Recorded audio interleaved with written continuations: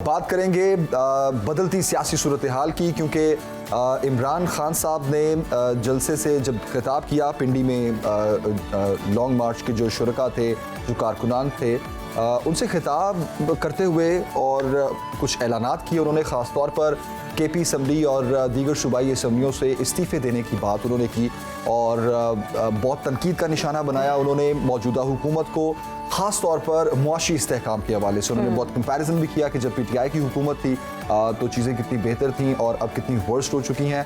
और एक बड़ा ऐलान जो खान साहब की तरफ से ये आया कि हम अब असम्बलियों से इस्तीफ़े देंगे, तो क्या इससे एक हिजानी सूरत हाल पैदा हो जाएगी? क्या सियासी बहरान मज़ीद बढ़ सकता है? और क्या इस फैसले के बाद अगर ये कदम उठा लिया जाता है तो क्या फिर अर्ली इलेक्शन की राहें हमवार हो जाएंगी या नहीं? इस पर अब हम बात करेंगे। और इस पर बात करने के लिए इस वक्त हमें ज्वाइन किया है सीनियर एनालिस्ट नसीम सिद्दीकी साहब ने। अस्सलाम वालेकुम, गुड मॉर्निंग, कैसे हैं आप? गुड मॉर्निंग सर, बहुत शुक्रिया आपने ज्वाइन किया। Thank you. अच्छा सर, बताइएगा कि खान साहब ने पहले जब नेशनल असेंबली से इस्तीफे दिए उसका उनको कोई फायदा नहीं हुआ, अभी जो ये फैसला वो करने वाले हैं, आप क्या समझते हैं कि हुकूमत के लिए क्या वो खाली जगह छोड़ने जा रहे हैं और क्या इस फैसले का उनको कोई फायदा भी होगा या नहीं? हिना, मेरे ख्याल से कि इस दफ़ा पीटीआई या इमरान खान ने ये फैसला नहीं किया कि वो इस्तीफे देंगे, वो असेंबलियाँ तोड़ेंगे क्योंकि अगर असेंबलियाँ तोड़ते हैं तो उससे एक पॉलिटिकल जो वैक्यूम है वो क्रिएट हो जाएगा। तकरीबन लगभग अगर आप देख लें पंजाब और केपीके की पॉपुलेशन मिला लें तो 15-16 करोड़ बनती है। तो अगर इतने बड़े जनरल इलेक्शंस आपको करवाने पड़ जाएंगे और अगर फिर उसके बाद आपको 6 महीने बाद जनरल इलेक्शन में जाया जाए तो इतने खर्चे का मतलब पाकिस्तान नहीं हो सकता। तो ये उनका बड़ा सियासी अच्छी चाल है उनकी। इससे दो चीज़ें हुई हैं, एक तो ये हुआ है कि पाकिस्तान में जो एनआरकी थी, सड़कों के ऊपर जलसे जुलूस, आजकल मौसम भी इस किस्म का है, वो रुक गया है। लेकिन पॉलिटिकली उन्होंने चेकमेट किया है। आपको पता है चेस में जैसा चेकमेट करते हैं, क्योंकि अगर इन्होंने असेंबलियाँ तोड़ दी, क्योंकि इस्तीफे नहीं देंगे, क्योंकि उसका एक्सपीरियंस वो कौमी असेंबली में कर चुके हैं, उसका कोई फायदा नहीं हुआ और फिर ओपन स्पेस मिल जाती है अपोजिशन को। तो अगर केपीके गवर्नमेंट और पंजाब गवर्नमेंट को डिसॉल्व कर दिया जाता है, सिंध असेंबली से इस्तीफे दे देते हैं, बलोचिस्तान असेंबली से इस्तीफे दे देते हैं, तो बहुत बड़ा वैक्यूम आ जाएगा और बात फिर जनरल इलेक्शंस की तरफ जाएगी। अच्छा, आपको लगता है नसीम सिद्दीकी साहब के 2 असेंबलीज डिसॉल्व करने से और सिंध और बाकी असेंबली से इस्तीफे देने के बाद क्या विफाक पर असर पड़ेगा? लेकिन ये ज़रूर होगा कि इतनी बड़ी तादाद में दोबारा से इलेक्शन करवाने पड़ेंगे और जबकि जनरल इलेक्शन भी करीब है, तो क्या विफाक को फ़र्क पड़ेगा इससे? आप देखिए, एक वैक्यूम तो बहुत बड़ा क्रिएट हो जाएगा। गो कि आईनी और कानूनी तौर पे कोई भी जिम्मेदारी लागू नहीं होती वफाकी गवर्नमेंट के ऊपर कि वो यहाँ पे जो है वो जनरल इलेक्शन करवाए। वो अपने इलेक्शन कमीशन जो है वो जनरल इलेक्शन से पहले जो है वो ज़मनी इंतखाबात करवा सकता है। लेकिन ये पॉलिटिकली एक बहुत बड़ा प्रेशर हो जाएगा, क्योंकि पाकिस्तान की जो मुआशी हालात हैं उसमें आप इतने बड़े 2 सूबों में, पाकिस्तान के 2 बड़े सूबे हैं, उनमें आप इलेक्शन में जाते हैं और 6 महीने बाद आपको दोबारा वहाँ पे इलेक्शन करवाने हैं, तो फिर मेरे ख्याल से ये बैठ के सोचना तो पड़ेगा कि जनरल इलेक्शन की तरफ जाया जाए, क्योंकि पाकिस्तान की जो मुआशी हालात हैं इस वक्त वो इस बात की इजाज़त नहीं देते और यहाँ पे कोई ना कोई टर्निंग पॉइंट आना चाहिए। बिल्कुल, एक बड़ा खर्चा होगा पहले इन इलेक्शंस पर और फिर जनरल इलेक्शंस पर भी एक बड़ा खर्चा है। लेकिन सर, एक और छोटा सा ज़िमनी सवाल कि आपको लगता है कि ज़िमनी इंतखाब में ज़िमनी सवाल ये है कि आपको लगता है कि खान साहब जो है वो करेंगे ऐसा या सिर्फ ऐलान था? देखिए, नहीं, मेरे ख्याल से तो वो करेंगे, क्योंकि जब इतने बड़े पॉलिटिकल लीडर हैं, इतनी पॉपुलैरिटी है और जब उन्होंने लॉन्ग मार्च से अभी थोड़ा वो पीछे हटे और उन्होंने इतना बड़ा ऐलान किया, तो मेरे ख्याल से बिल्कुल वो इस तरफ जाएंगे, क्योंकि ये करने में उनको कोई मुश्किल नहीं है। आपने देखा कि सबसे पहले मोहन सलाई का ट्वीट आ गया था कि हम खान साहब के साथ खड़े, वादा पूरा करेंगे।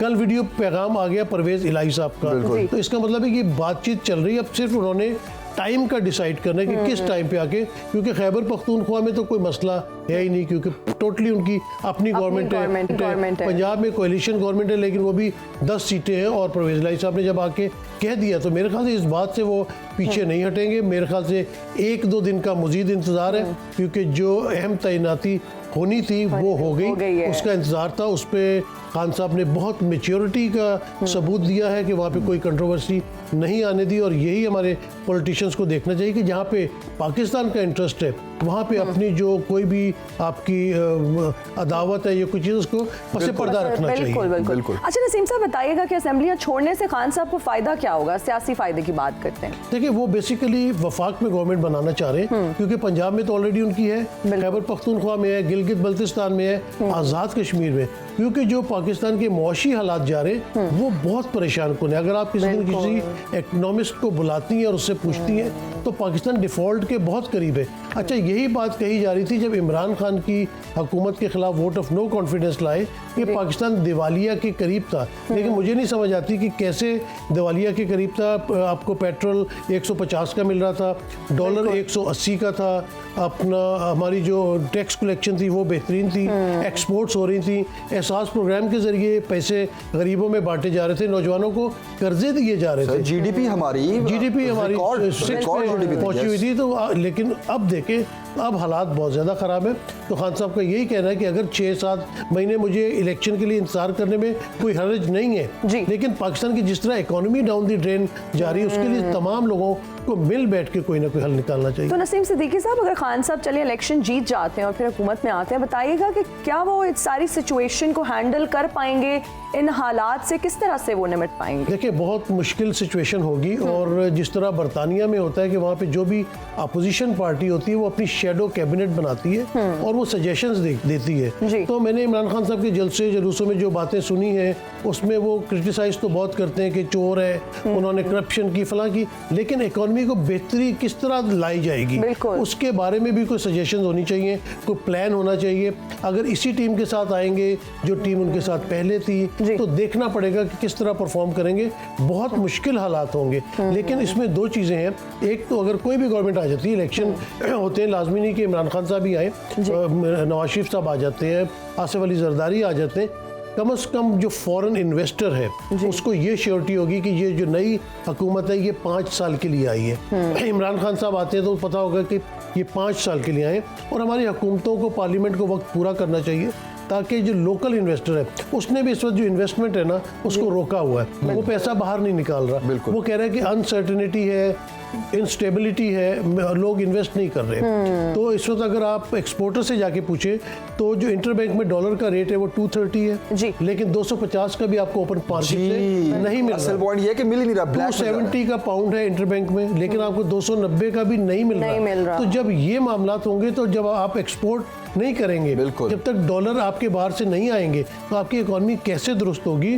तो हमें ये देखना है कि हमें सिर्फ कर्जे नहीं लेने कि IMF हमें कर्जा दे दे, एशियन डेवलपमेंट दे दे, वर्ल्ड बैंक दे दे, हमने अपनी आमदनी भी तो शुरू करनी। हम एक एग्रीकल्चर मुल्क हैं, हमें चाहिए कि हम अपने एग्रीकल्चर में, फ्रूट्स में, दुनिया के बेहतरीन फ्रूट्स यहाँ होते हैं, हम अपने एक्सपोर्ट को बढ़ाएं। जितनी एक्सपोर्ट बेहतर होगी उतना पाकिस्तान को आमदनी आएगी। फिर हमारी टैक्स कलेक्शन, पाकिस्तान में टैक्स नेटवर्क बहुत बुरा है, लोग बहुत ज़्यादा टैक्स चोरी करते हैं। लोगों को खुद भी सोचना चाहिए, जिस पाकिस्तान में रहते हैं, जिस पाकिस्तान ने आपको एक आज़ाद मुल्क दिया है, जहाँ पे आप एक आज़ाद शहरी के तौर पे रह रहे हैं, वहाँ कम से कम उस मुल्क से चोरी तो ना करें, उस ज़मीन से तो वफा करें कम से कम। और अगर लोग टैक्स सही तरीके से देना शुरू कर दें तो पाकिस्तान के हालात बहुत बेहतर हो सकते हैं। नसीम सिद्दीकी साहब, आपने बड़ा अच्छा एक तकाबुली जायज़ा लिया कि इमरान खान की गवर्नमेंट में रेट्स क्या थे, GDP क्या थी और अब क्या है। ख़ास तौर पर आपने बहुत अच्छी बात की कि मिल बैठकर अफ़हाम तफ़हीम से मामलात चलें, और ख़ास तौर पर मईशत की तरक्की बड़ी इंपॉर्टेंट है ताकि हमारी आवाम भी खुशहाल हो, और हम कब तक कर्जे लेते रहेंगे और कमाएंगे कुछ भी नहीं। आपके ख्याल में खान साहब जब गवर्नमेंट में थे तो वो अपोजिशन के साथ नहीं बैठते थे किसी भी मामले में, वो कोई भी रिफॉर्म्स हों या कोई भी वो ऑर्डर्स आते थे, सदारती ऑर्डर्स आ जाते थे, 3 महीने 6 महीने के लिए इम्प्लीमेंटेशन होती थी, रोल बैक हो जाते थे। और अभी भी आप देख लें कि लेजिस्लेशन का क्या हाल है, हमारी मईशत का क्या हाल है। अभी जो एक इत्तेहादी गवर्नमेंट है उसकी भी सारी चीज़ें मामलात आपके सामने हैं। डार साहब आ गए हैं जी, डॉलर नीचे जा रहा है, उसके बाद फिर आज मिल भी नहीं रहा। ये इस सारे हालात का असल फ़ायदा कौन उठा रहा है? तीसरी कुव्वत। हमेशा ये होता है, आपने बड़ी अच्छी बात पॉइंट आउट की है देखें पीडीएम को बहुत फिक्र थी पाकिस्तान की। बिलावल भुट्टो जरदारी महंगाई मार्च लेके आए, मौलाना फजल रहमान धरने देते थे।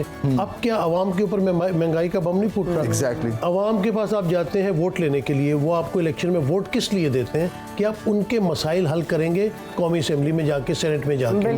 अब अगर अपोजिशन वहाँ मौजूद नहीं है, लेकिन आप ये देखें कि कोरम पूरा नहीं होता, 4 लोग कौमी असेंबली में बैठे हुए, 11 लोग बैठे हुए और बिल पास हो रहा है, तो ये आप पाकिस्तान की जो टैक्स पेयर है उनकी मनी का भी ज़िया होता है और आप कोई काम नहीं करते। और आपने जो सवाल पूछा था इमरान खान साहब के दौरे हुकूमत का, बहुत अच्छा सवाल है। देखिए पर्सनल ग्रीवेंसेस, या हो सकता है कि भाई आप समझते हैं कि अपोजिशन लीडर के खिलाफ मुकदमात है, उन्होंने करप्शन की है, गो के साबित नहीं हुई। जब तक साबित नहीं हुई, जब तक इंसान जो है वो साफ होता है। अगर आप खुद नहीं मिल सकते थे शहबाज शरीफ से, बिलावल भुट्टो जरदारी से, आप ऐसी कमेटीज़ बनाते हैं जो सेन वॉइसेस है आपकी पार्टी में, दूसरी पार्टी में।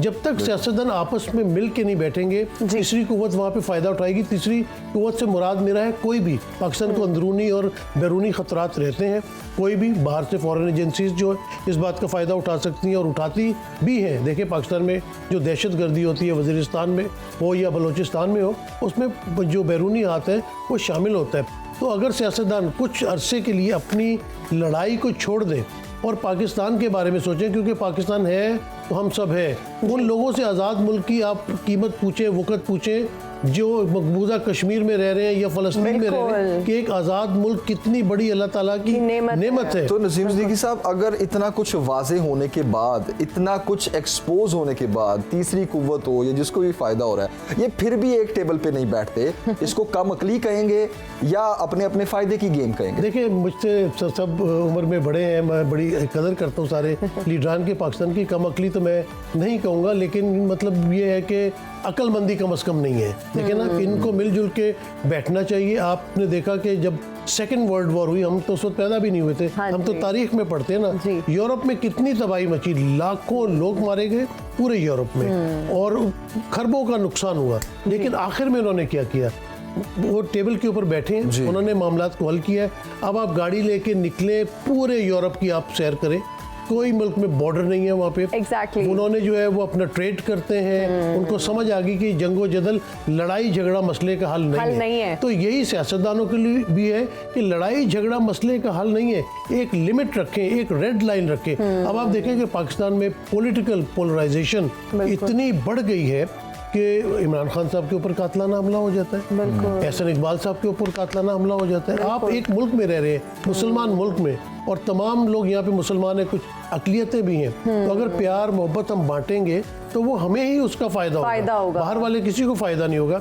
और आपके मुल्क में अगर अमन होगा तो टूरिज्म भी आएगा। टूरिज्म इतनी बड़ी इंडस्ट्री है कि आप सोच नहीं सकती। स्विट्ज़रलैंड जैसे है, वहाँ पे तो उनकी कोई ट्रेड नहीं है, उनकी कोई एक्सपोर्ट्स इतनी ज़्यादा नहीं है, कोई पैदावार नहीं है, लेकिन वहाँ पे टूरिज्म है।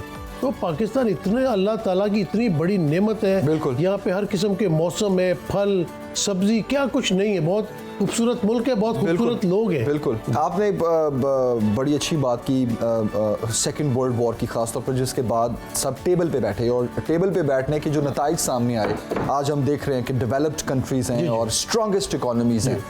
इमरान खान साहब तो खुद इस बात को बारहा कह चुके हैं, अफगानिस्तान का मामला हो या टेररिज्म का मामला हो, कि किसी भी मामले का जो हल है वो टेबल टॉक में है, जंग या लड़ाई उसका हल नहीं है।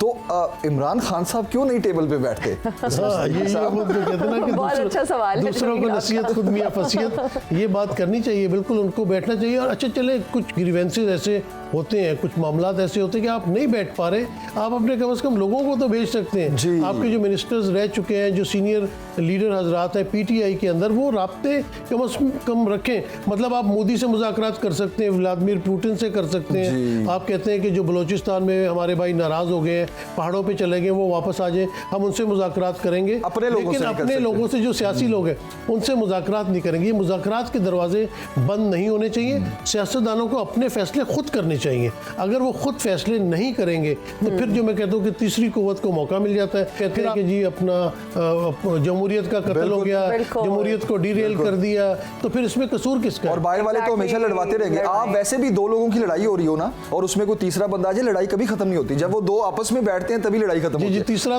तो कभी उधर तीली लगाता है, कभी उधर तीली लगाता है, और वो लड़ाई का कोई एंड नहीं निकलता। और ये बात बिल्कुल सही है।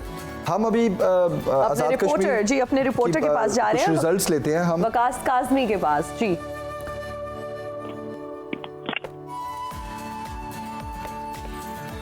हम वकास काज़मी, बताइएगा कश्मीर बल्दियाती इलेक्शन के क्या रिजल्ट्स अभी तक सामने आए हैं, कौन कितनी सीटों के साथ मौजूद है, ज़रा डिटेल शेयर कीजिए।